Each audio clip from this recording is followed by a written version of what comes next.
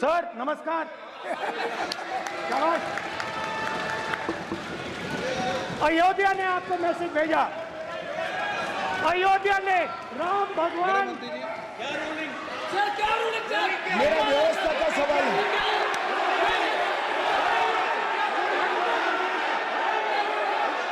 इस सदन के नियमों की पुस्तिका, इससे कुछ सदस्यों को क्या मुक्ति दे दी गई है? आपके गाइडेंस के बाद भी बार बार तस्वीर बताना, पूरे बीजेपी को हिंसा कर रही है ऐसे कहना, खड़े होकर एक दूसरे के बीच में हस्तधून करना, सारे नियम इनको लागू नहीं होते हैं। नियम मालूम नहीं है तो ट्यूशन रख ले साहब। सदन इस तरह से नहीं चल सकता है। ये सदन, मेरा आपसे आग्रह है कि ये सदन ऑर्डर में रहना चाहिए, नियमों के अनुसार रहना चाहिए। ये हम सभी सदस्यों का आपसे विनंती है। स्पीकर सर, एक मिनट प्लीज। माननीय सदस्यगण, आप ही किताब राम बताओ। भगवान की जन्मभूमि ने अपेक्षा करता हूं कि अपन बीजेपी इसके नियम प्रक्रिया चले। नो, सब चले। नो, आपने बताया था नियम। नो,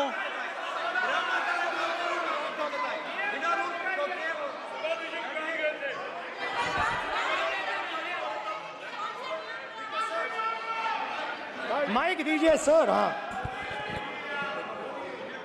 सर, मेरा सवाल है सर, इस माइक का कंट्रोलर किसके हाथ में? प्लीज बैठिए, बैठिए सर ये ऑफ होता है, प्लीज, बीच में माने ऑफ हो बैठिए जाता है। प्लीज।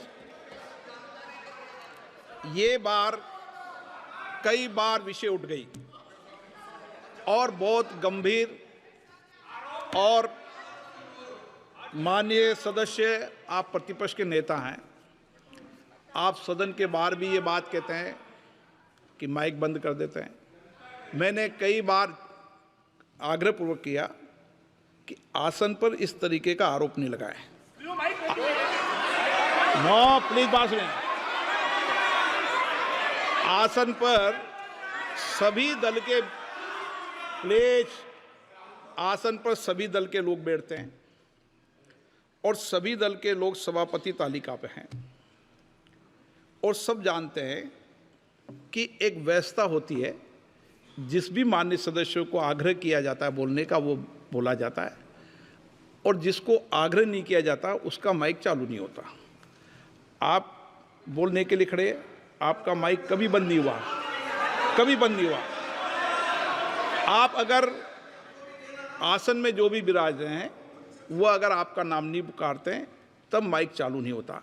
ये व्यवस्था हमेशा इस सदन की रही है, पुराने में भी और नए में भी।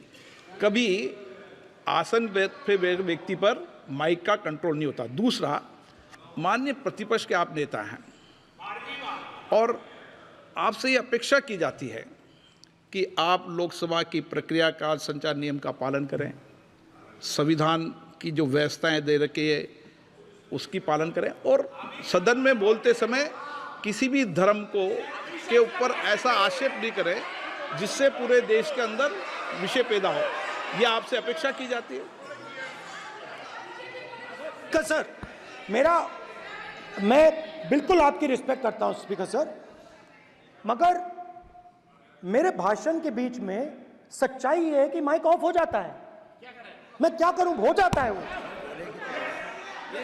अब आपने देखा मैंने अयोध्या शब्द यूज किया और माइक ऑफ हो गया। नो, अरे ये प्रधानमंत्री मोदी जी के टाइम में आधा आधा पैरा आएगा क्या? तो अयोध्या ने राम भगवान की जन्मभूमि, प्लीज ब्रदर, राम भगवान की जन्मभूमि ने बीजेपी को मैसेज दिया और ये आपके सामने मैसेज बैठे हुए हैं। मैंने इनसे पूछा, कल कॉफी पी, इनसे मैंने पूछा बताइए कि बताइए ये हुआ क्या। बीजेपी ने बीजेपी ने राम मंदिर का इनॉग्रेशन किया, राम बोलने दीजिए, राम मंदिर का इनॉग्रेशन किया। अरे भाई आप हार गए, उसको तो सहन करिए। नाम बोलने की कोई जरूरत नहीं है, मैं भाषण दे रहा हूं, आप नहीं दे रहे हो। मुझे बोलना है जो बोलना है, मुझे नाम लेने की कोई जरूरत नहीं, मुझे जो बोलना है मैं बोलूंगा। तो अयोध्या ने मैसेज दिया और मैंने इनसे पूछा कि हुआ क्या, और इनका जवाब आया। मैंने उनसे पूछा कि आपको कब पता लगा कि आप अयोध्या में जीत रहे हो, और आपने कहा पहले दिन से मुझे पता था। सही बात। और मैंने कहा ये क्या हुआ, उन्होंने कहा राहुल जी अयोध्या में एयरपोर्ट बना, अयोध्या की जनता से जमीन छीनी गई और आज तक उन्हें मुआवजा नहीं मिला है।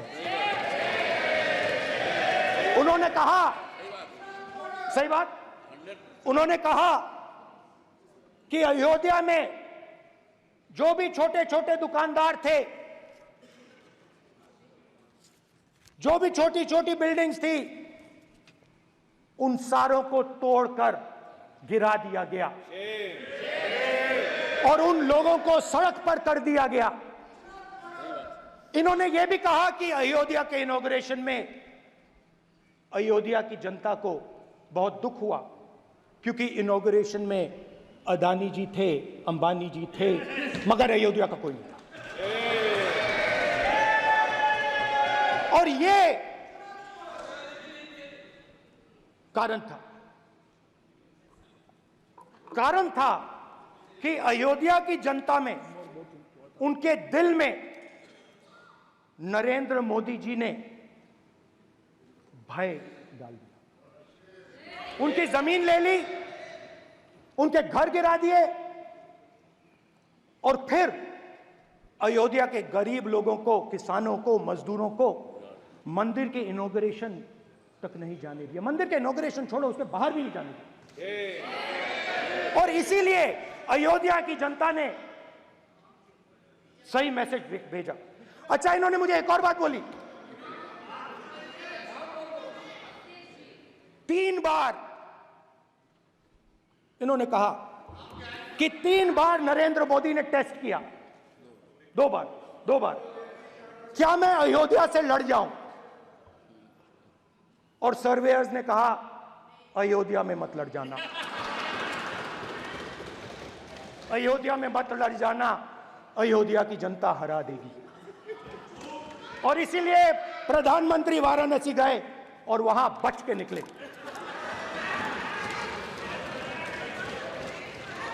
तो अयोध्या की जनता को डराया, पूरे देश को डरा दिया। मैं आपको बताता हूं, आज सुबह में आया, राजनाथ सिंह जी ने मुस्कुरा के मुझे नमस्ते की,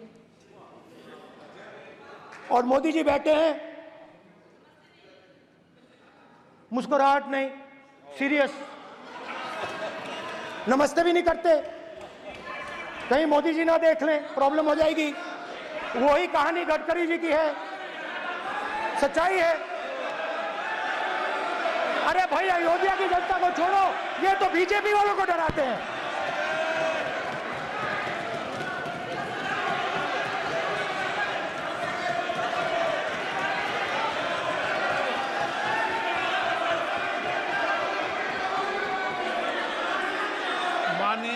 सर क्या है?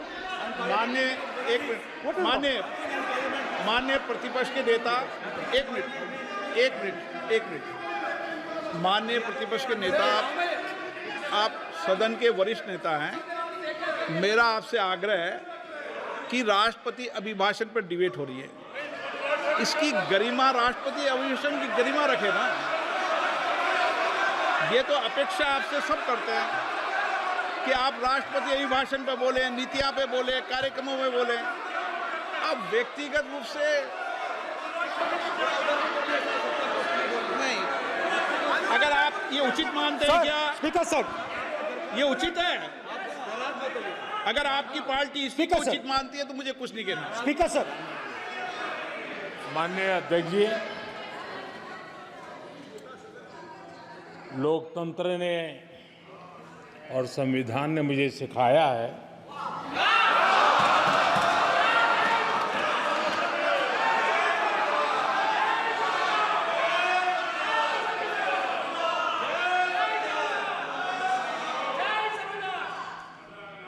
कि मुझे विपक्ष के नेता को गंभीरता से लेना चाहिए।